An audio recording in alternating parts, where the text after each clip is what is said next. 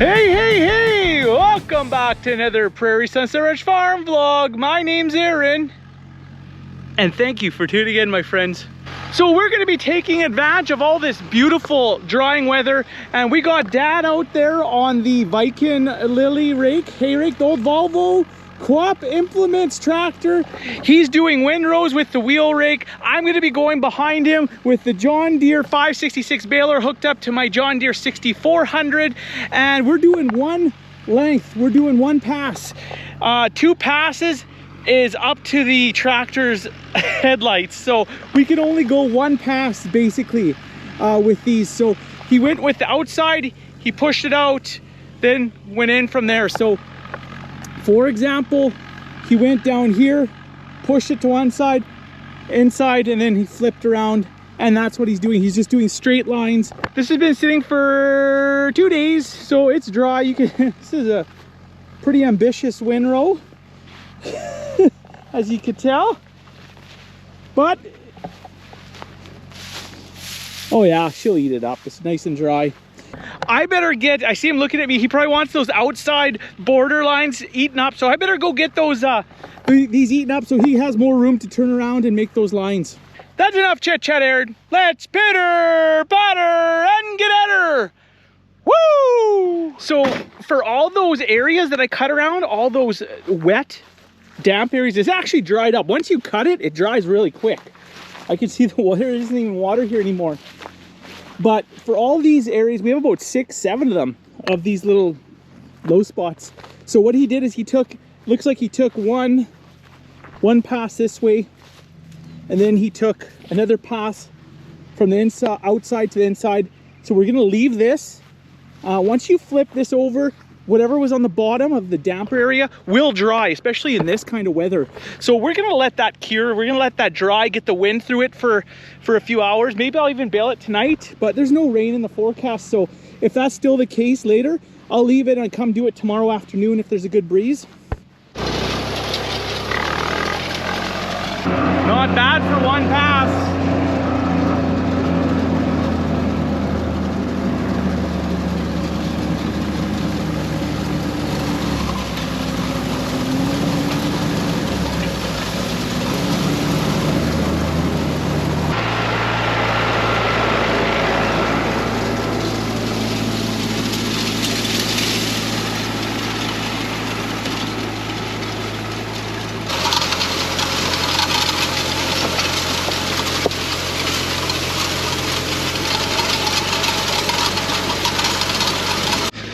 Well, just stopped, talked to the boss man. Didn't get him on camera because he hates the camera. Basically, he said, get that the hell out of my face before I break it. I told him, hey, I go on the camera, I got a face for radio. Who gives a shit? Oh well. And yes, he's gonna be coming from the other way to rake. Whatever he pulled inside, he'll be raking whatever's left over this way into windrow. I'm not gonna get out here right now to bale this up. The other side I can rake up. This still isn't crunchy enough, still doesn't break when you twist it. It tells me there's a little bit too much moisture in it, but that will change in a couple hours. It'll definitely be ready. It'll be go time for sure. My only thing is I hope there seems to be a few green lumps because it's just so thick and matted, and that's going to be definitely a problem in this area because this was really heavy, this middle part. It was like super heavy duty. A little guy came to talk to me. He knows he's not allowed on the road like that, but as I was saying, Dad's giving her with the old Vicon Lilly right now. We're gonna take the John Deere 566. We're gonna bale up some of this little bit of road. We just have a little stretch here, and yeah, we're gonna give her. We're gonna hammer out some bales in this nice, hot, humid weather. So with this, with the baler, basically my ideal speed's around 5 miles an hour, and I keep the RPMs at about anywhere from 16 to 1800, 15 or 1800, more so 16 to 1700, 17 and a half, something like that. That I find that it bales up nice bales, it eats most everything, and you can keep a good ground speed at that RPM and speed. So yeah, the key is just filling the back chamber. You know, if you're ever wondering especially with my baler here, this 566, what I used to do is I try to keep it more in the middle. Now with this baler, just worry about the outsides. If you can keep it to the outside, right side and left side, the center will look after itself. You know, it'll fill the chamber, but you got to make sure that that right and the left side are stuffed nice and even and full. So that's the key to making a nice bale. Have I mastered it? Hell no. Will I master it? One would hope, but if it doesn't happen, I don't care. Hey, a lopsided bale tastes just as good to my old girls than a perfectly symmetrical bale, right? I tell myself that. Guys gotta sleep at night.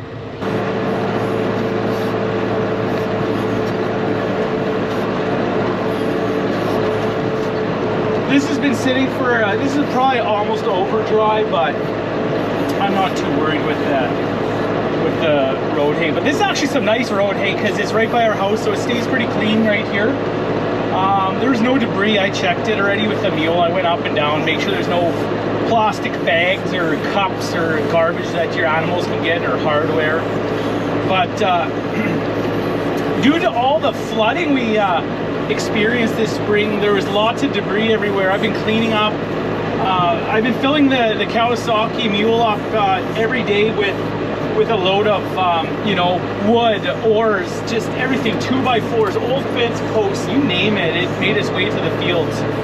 You do have to have a decent little windrow to make a nice symmetrical bale, that's for sure.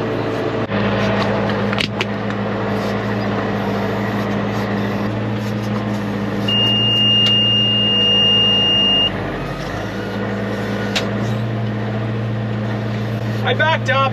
You might notice that I do back up once in a while, and that's not, I do have a kicker on the baler, but I back up so I don't drop it in one of these little areas of, I just don't want the bales to get wet, to be sitting in a dip, especially this year. So this bale wasn't that great, a little bit out, but whatever. Cows are gonna like it all the same. They don't care. I'll throw some makeup on it. They'll like it. They'll love it all the same. There we go. Quit tying. Boom.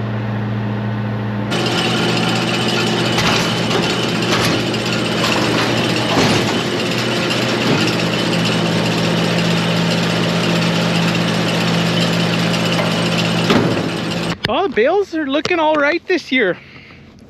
It's a nice looking little bale. Nothing wrong with that. It's a 61 incher. See, I changed the ties on them, put a little bit less twine. Hey, if you can cut back a little bit on the twine, so be it. I don't need as much twine because it's not short. Last year everything was short, so you needed twice the amount of twine to keep everything from falling apart. So yeah, this year I cut back on the twine and the wraps a little bit, maybe save a buck or two as well. Generally, if you take a little bit of a handful, take a couple stems, give it a twist, give it a twist. This is pretty good. Yeah, this is ready to bale. It cracked, it broke. It's not too juicy. The outside, these portions will be the tougher ones. As you can see, there's little green lumps, so I'm not going to be eating up this row. We're going to leave this to be, even if it rains, whatever, we're going to take a risk because this is obviously too green. I don't want it heating up. I don't want spoiled hay. So we got lots to do. We better get baling. We better get this old girl snorting. Basically this is the button for how big you want the bale, how many inches. I have it set as 61, but by the time I stop, it's usually 62, 63 and a half. Depends how far I have to go to try to get it, make a symmetrical bale. This button is basically how far from the edge of the bale you want the wrap to start. So I put 3. And this is left side wrap, 1.9 wraps, right side 1.9 wraps, and this is how far from the right side. This is how many ties of twine, how many, the space in between, so 2.5, I'm gonna guess inches. So this is the monitor. So yeah, 19 bales kicked out so far. Pretty basic. I can do the self wrap, I can retract and extend with these buttons. This also has net wrap if I wanted to put it on, but at the point where I get net wrap, I'm gonna get a new baler. I'm gonna upgrade the baler to 569 or something, or 568, I don't know. Anyways, I'm gonna continue on. Baling's going decent. I want the luck to continue, so I better get at her.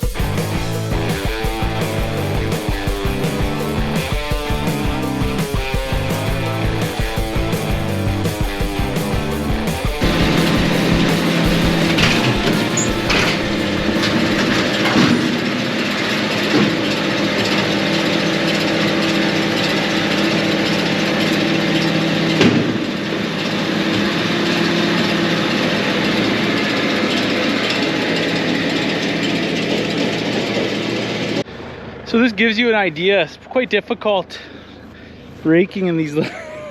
Typically we go end to end, just long straight lines, but not this year. But what's one of the challenges we're having when we're raking, whoever's raking has to put a little more ground pressure on. Got to take a little more tension off the springs and put more on the ground. But it's got to be a fine balance because you don't want to break too many teeth. But this year the swaths are heavier, so it's not this stuff necessarily, but once you get into the leafier stuff, it gets real tough. Dad was saying it's a kind of a bugger, so you got to vary your ground speed, you got to vary the tension. So it's just a different battle, but maybe it's a good battle, right? Hey, that means you got lots of material, so that's okay. Well, it's going good. We had a couple tough bales there on the outside. Sorry. I had a little lump there, a green lump. Almost jammed up the pickup. But anyways, there was a couple on the outside. The outside windrow I should have left. I didn't think I had to because it wasn't along a bush line or anything. But I guess it was pretty heavy. And it wasn't as dry as the other windrows, but it's okay. We got them out. We pushed out the couple bales, and big deal. So we're just making our way. This is the far west piece. Then we have a middle piece, and then we got the far east piece we're gonna do. The far east piece was the last piece I cut, so that's gonna be the last one I baled. But it's going pretty good. We're at about 72 bales.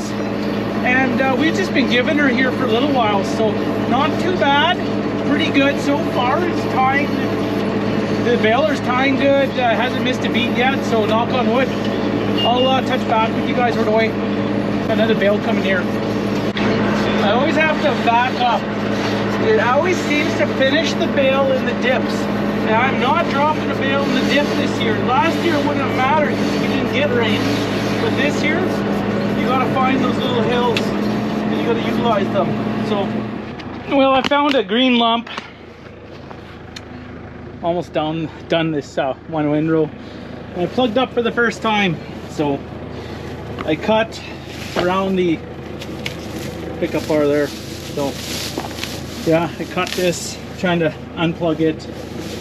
And we'll try to feed it a little bit, see if it kicks out now. Loosen things up a little bit there.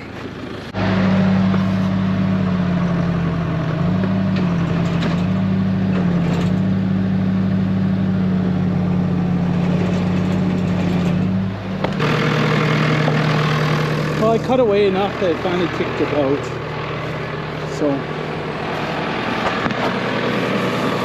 I was giving her a little too much snuff, I guess, down here. Wasn't paying attention. But clear this crap out of here. It's locked. The gate's locked already.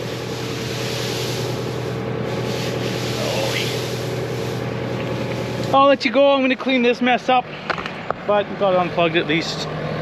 We'll be going here in 5 minutes again. I'm just going to pick up what I dropped. Why not? It's like revenge.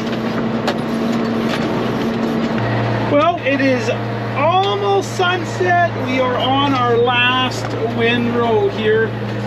So this will be the last probably bale and a half that we make today. So I'll show you the bale count, and it's getting a little tough now, but that's okay. We'll persevere. We'll push through this. Put the RPMs up a little bit. All right, Aaron, start weaving. As I was saying before, don't worry about the middle. You worry about the right and the left. That's it. The middle will take care of itself from you going back and forth.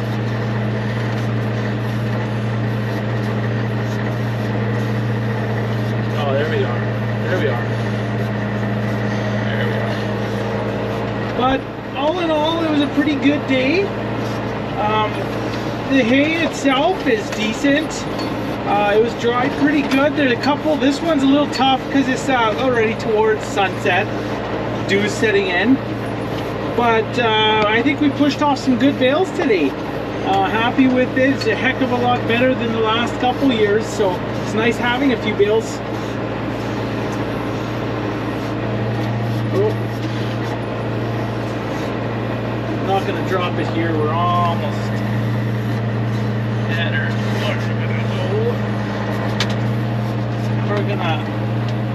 We'll hit her here. Oh, it has to jump up one bar. That's okay. But we're not going to drop it here. This is too low. We're going to go drop it off here. It's nice and dry and high. Drop it with his friends so they can hang out. Still got this little piece of a windrow I'm going to bale up, and I don't know what I'm going to do with it, but yeah, it's been a good start with the exception of the that mower. Hopefully I get that sorted on Monday. I'm gonna imagine, they said they didn't have the parts in, so I'm imagining I have to wait till Tuesday or Wednesday, but I'll slap it together pretty quick. I have everything apart now. It's just to assemble it. Isn't a big deal. And there we go. 100 on the dot. Not too shabby. Seeming last year, it took us 3 months of cutting hay to hit 520. So I'm okay with that. But I'm gonna go finish this off, folks. And yeah, we'll be back at her. I'm gonna chat with you a little bit about the game plan here, but we still have lots more to cut. Like, this isn't, if we get to this whole field, there's no reason we shouldn't get at least 300 to 450 bales off this field. And the other field that I want to go to next is twice as hairy as this, and it's got tons of alfalfa, so you can see why I'm anxious to get there. The alfalfa is so high already, I don't want to start leaning down. I don't want a bad wind to come along or something and screw up the party. So yeah, I better get at her. It's getting late. Don't want April mad at me. She's like, hey, where's my Romeo, right? Catch you soon. I'll just park the old girl for the night. Well, I'm guessing we cut and baled 25% of that field. I don't know how much of that field is accessible, but if my math serves me correctly, I'm gonna guess if we got 100 bales off, 25%, you know, you're looking at a possibility of 400 bales. So I'm going to say 300 to 400 bales on that field alone. And that field wasn't crazy. It was thick, but it wasn't our best field. The next field we go to will probably be the best field. I can't wait to get there. Well, the sun has set. It is time for nighty night. This is Aaron signing off. We will catch you next weekend with an all new Prairie Sunset Ranch farm vlog. Be there or be square, my friends. Have yourself a fantastic week, and we will catch you in the flippy flop. Bye for now, my friends.